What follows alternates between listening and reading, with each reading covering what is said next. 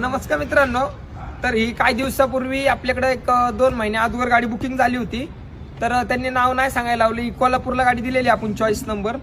तर ते समोर नाही आले. त्यांनी ऑनलाईनच जे काही इंस्टाची आयडी बघून आपलं माझा फोन नंबर आहे त्याच्यावरती मला कॉन्टॅक्ट करून त्यांनी ऑनलाईन मला पैसे टाकले आणि गाडी त्यांनी मला सांगितली होती त्या हिशोबाने मी पूर्ण गाडी बनवून दिली त्यांना. गाडी आता पूर्ण पासिंग वगैरे आपण सगळी केली MH12 मध्ये.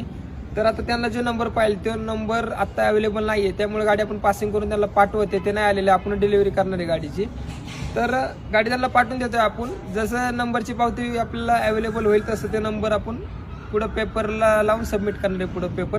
तर गाडीची तुम्हाला फायनिंग ऐकतो, फायनिंग ऐका आणि गाडी पण बघून घ्या.